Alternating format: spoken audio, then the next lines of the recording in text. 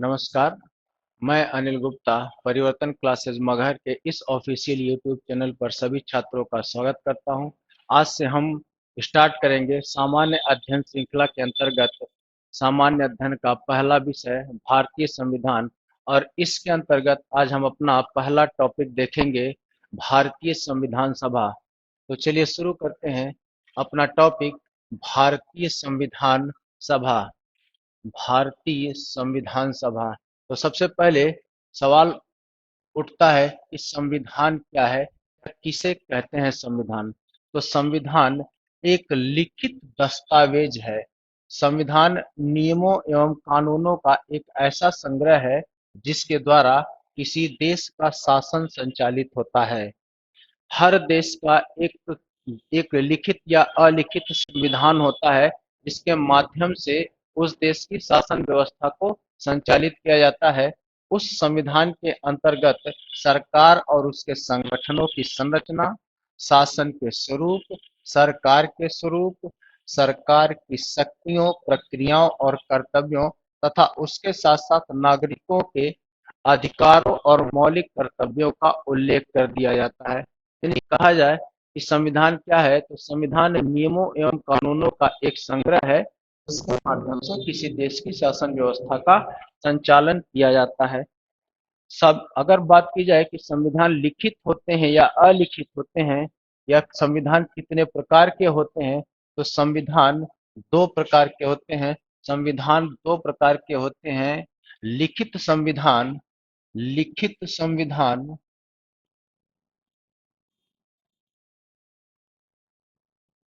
और दूसरा होता है अलिखित संविधान।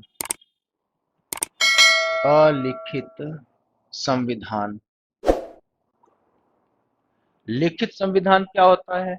लिखित संविधान वो संविधान होता है जिसमें अनेक बातें लिखित रूप की जाती हैं या अनेक नियमों और कानूनों को लिखित रूप में प्रस्तुत किया जाता है। तथा अलिखित संविधान ऐसा संविधान होता है जिसमें कुछ नियम और कुछ कानून लिखे होते हैं तथा अनेक नियम परंपराओं पर आधारित होती है। विश्व का प्रथम लिखित संविधान अमेरिका का संविधान है। विश्व का प्रथम लिखित संविधान, प्रथम लिखित संविधान। पूछा जाएगा कि विश्व का प्रथम लिखित संविधान किस देश का संविधान है, तो विश्व का प्रथम लिखित संविधान यूएसए का संविधान है। संविधान लिखने का कार्य सबसे पहले संयुक्त राज्य अमेरिका में किया गया था। अमेरिका का संविधान 1887 के फिलाडेल्फिया सम्मेलन के माध्यम से तैयार किया गया था। तथा विश्व का पहला अलिखित संविधान ब्रिटेन का संविधान है। ब्रिटेन का संविधान एक अलिखित संविधान का उदाहरण है। नेक्स्ट हम लोग देखेंगे कि भारतीय संविधान सभा के बारे में, कि भारतीय संविधान, भारत में संविधान सभा का दर्शन कब और कहाँ होता है प्रथम बार, तो भारत में संविधान सभा के सिद्धांत का दर्शन सर्वप्रथम तिलक के निर्देशन में तैयार तिलक के निर्देशन में तैयार किए गए स्वराज विधेयक में होता है। और यह स्वराज विधेयक 1895 में लाया गया था। ये 1885 लिख दिया गया है, गलत है। सन है 1895। यानी भारत में संविधान सभा का सिद्धांत का दर्शन सर्वप्रथम तिलक के स्वराज विधेयक में होता है। लेकिन सवाल पूछा जाता है कि संविधान सभा का स्पष्ट रूप से उल्लेख किसने किया था, तो संविधान सभा का स्पष्ट रूप से उल्लेख सर्वप्रथम महात्मा गांधी ने किया था। संविधान सभा का स्पष्ट उल्लेख करने का श्रेय महात्मा गांधी को दिया जाता है। इसकी मांग उन्होंने 1922 में की थी और 1922 में उन्होंने ये कहा था कि भारतीय संविधान भारतीयों की इच्छा अनुसार ही होगा। भारतीयों का संविधान है तो उसको निर्मित करेंगे भारतीय नागरिक, ऐसा कहा था महात्मा गांधी ने। फरवरी 1924 में सर तेज बहादुर सप्रू ने कॉमनवेल्थ ऑफ इंडिया बिल का प्रारूप तैयार किया जिसमें पुनः भारतीयों द्वारा संविधान निर्माण की बात की गई। इस प्रारूप को 1925 में दिल्ली में हुए एक सर्वदलीय सम्मेलन में रखा गया, जो जिसकी अध्यक्षता महात्मा गांधी द्वारा की गई। इसके बाद 1928 में लॉर्ड बर्किनहेड के चुनौती पर एक सर्वदलीय सम्मेलन के माध्यम से संविधान निर्माण का प्रथम प्रयास किया गया। 1928 में साइमन कमीशन 1928 में साइमन कमीशन भारत आया और उसने अपनी रिपोर्ट प्रस्तुत की। भारतीयों द्वारा साइमन कमीशन की रिपोर्ट का विरोध किया गया, जिसके आधार पर तत्कालीन भारत राज्य सचिव लॉर्ड बर्किनहेड ने भारतीय नेताओं के समक्ष एक चुनौती रखी।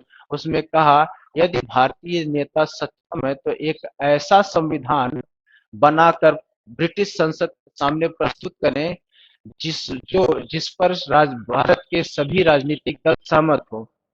इसी चुनौती को स्वीकार करते हुए इसी चुनौती को स्वीकार करते हुए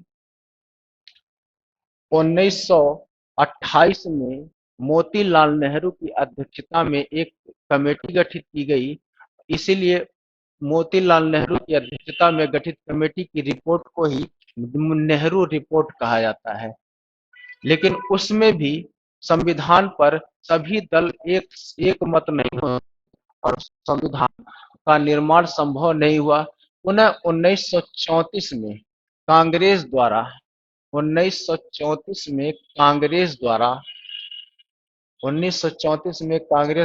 वयस्क मताधिकार पर आधारित संविधान सभा की मांग की गई।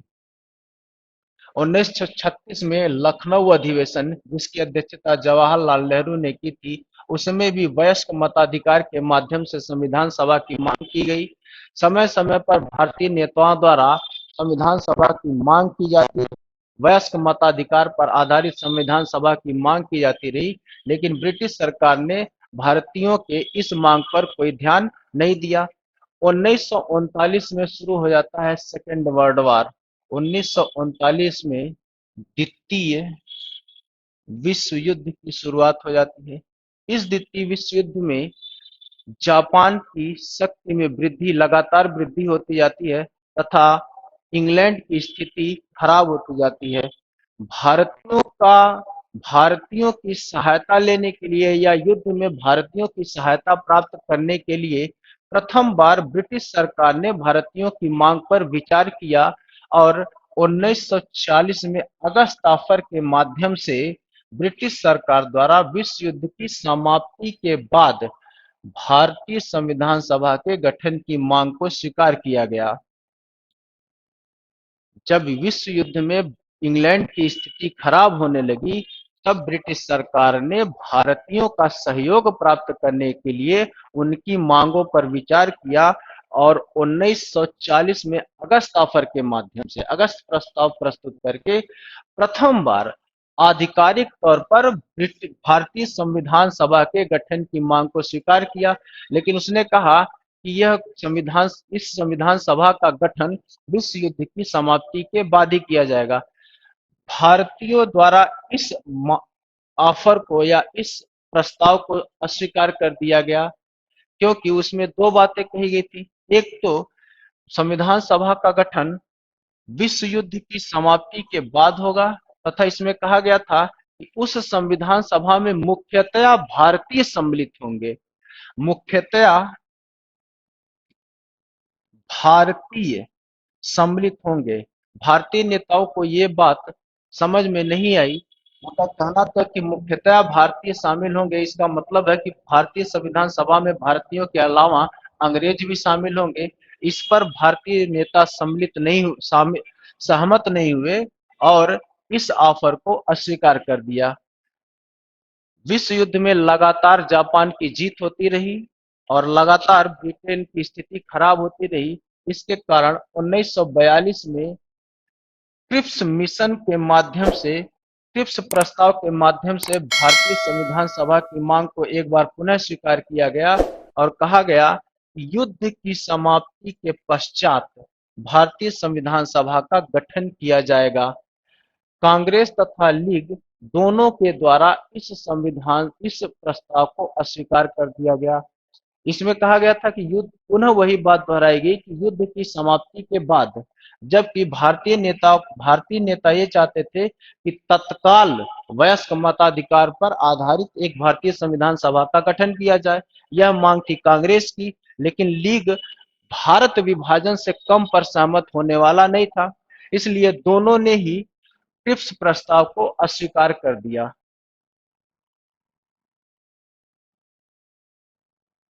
क्रिप्स प्रस्ताव को महात्मा गांधी ने पोस्ट डेटेड चेक की संज्ञा दी थी। महात्मा गांधी ने क्रिप्स प्रस्ताव को पोस्ट डेटेड चेक की संज्ञा दी थी।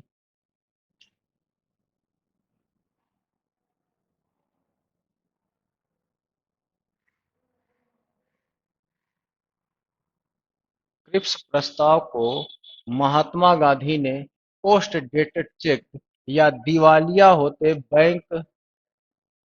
दिवालिया होते बैंक का उत्तर दिनांकित चेक कहा था। दिवालिया होते बैंक का उत्तर दिनांकित चेक क्रिप्स प्रस्ताव को महात्मा गांधी ने कहा था। 1945 में ब्रिटेन के प्रधानमंत्री क्लीमेंट एटली ने भारतीयों को सत्ता हस्तांतरण की घोषणा की। जापान की आत्मसमर्पण के बाद 1945 में द्वितीय विश्व युद्ध समाप्त हो जाता है। द्वितीय विश्व युद्ध की समाप्ति के बाद 1945 में ब्रिटेन में आम चुनाव होता है। ब्रिटेन में आम चुनाव होता है जिसमें लेबर पार्टी की क्लीमेंट एटली ब्रिटेन की प्रधानमंत्री बनती हैं। ब्रिटेन की प्रधानमंत्री क्लीमेंट एटली का भारतीयों के प्रति सहानुभूतिपूर्ण दृष्टिकोण था, जिसके कारण उन्होंने भारतीयों को सत्ता हस्तांतरण की घोषणा की और इसके लिए उन्होंने 1946 में एक 3 सदस्यीय कैबिनेट मिशन भारत भेजने की घोषणा की। इस कैबिनेट मिशन को उत्तरदायित्व दिया गया था कि वह भारतीयों के सत्ता हस्तांतरण तथा एक संविधान सभा के निर्माण की संभावनाओं को की तलाश करे। इस कैबिनेट मिशन के 3 सदस्य थे तत्कालीन भारत राज्य सचिव सर पैथिक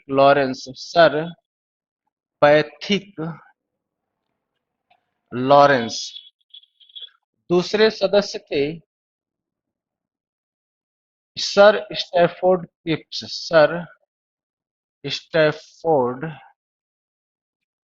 क्रिप्स और तीसरे सदस्य थे तत्कालीन युद्ध मंत्री एवी एलेक्जेंडर एवी एलेक्जेंडर। ये 3 सदस्य थे इस कैबिनेट मिशन योजना के। कैबिनेट मिशन योजना ने लीग के भारत विभाजन या अलग पाकिस्तान की मांग को अस्वीकार कर दिया। कैबिनेट मिशन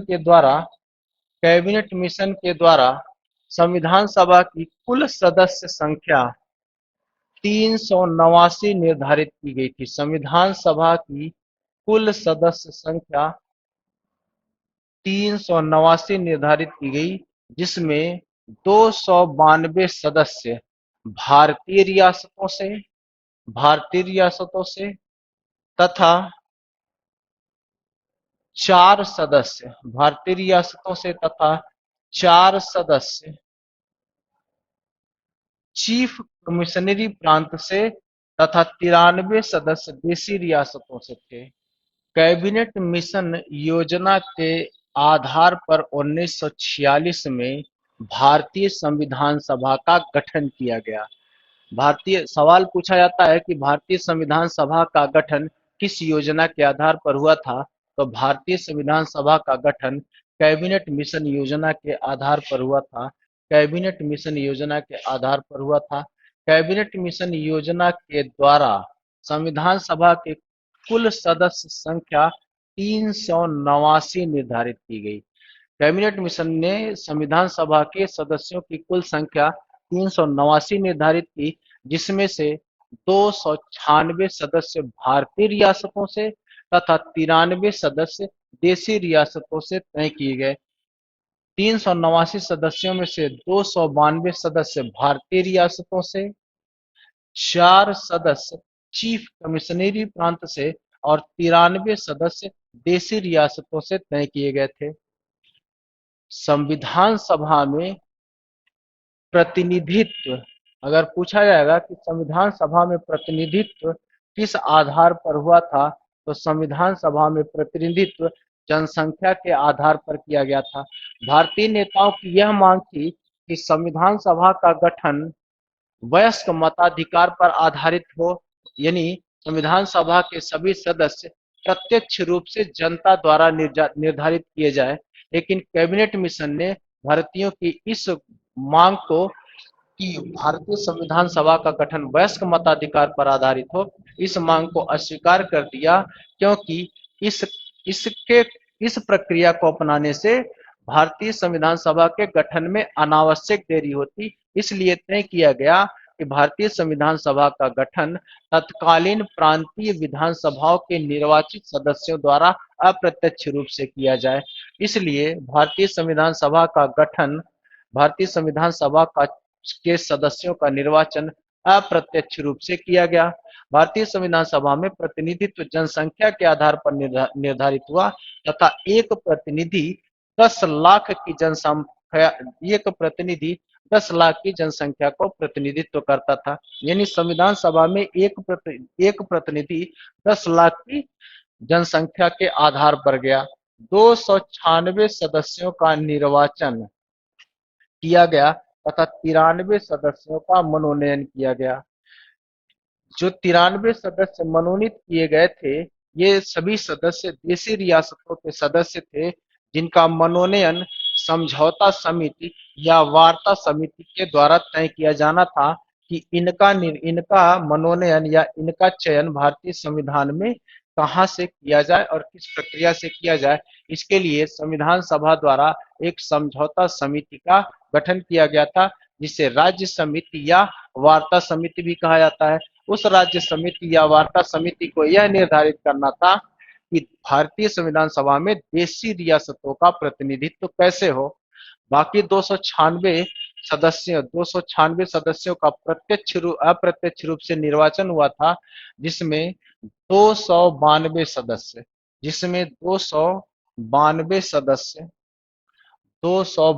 सदस्य देशी ब्रिटिश रियासत से थे, ब्रिटिश रियासत से, तथा 4 सदस्य चीफ कमिश्नरी प्रांत से थे, चीफ कमिश्नरी प्रांत से थे। ये 4 चीफ कमिश्नरी प्रांत थे दिल्ली,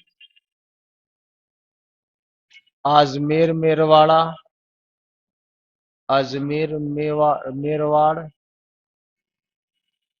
कुर्ग तथा ब्रिटिश बलूचिस्तान। ब्रिटिश बलूचिस्तान इस समय वर्तमान में पाकिस्तान में है। तो ये 4 चीफ कमिश्नरी प्रांत थे दिल्ली, अजमेर, मेरवाड़, कुर्ग और ब्रिटिश बलूचिस्तान। इन सभी 296 सदस्यों का अप्रत्यक्ष रूप से निर्वाचन किया गया था। सदस्यों का निर्वाचन अप्रत्यक्ष रूप से प्रांतीय विधानसभाओं के निर्वाचित सदस्यों द्वारा तय किया गया। मतदान एकल संक्रमणीय मत सहित आनुपातिक प्रतिनिधित्व विधि द्वारा किया गया। देशी रियासतों के 93 प्रतिनिधियों का चयन समझौता समिति या राज्य समिति द्वारा किया गया। अगर सवाल पूछा जाएगा कि एकमात्र देशी रियासत जिसका प्रतिनिधित्व भारतीय संविधान सभा में नहीं था, तो वह था हैदराबाद। यानी हैदराबाद एकमात्र देशी रियासत थी जिसका प्रतिनिधि संविधान सभा में शामिल नहीं था। नेक्स्ट क्लास में हम लोग देखेंगे संविधान सभा के गठन की प्रक्रिया क्या थी, इसके सदस्यों का निर्वाचन कैसे कैसे हुआ, सदस्य संख्या कितनी थी। तो आगे बात करेंगे हम नेक्स्ट क्लास में। तब तक के लिए धन्यवाद।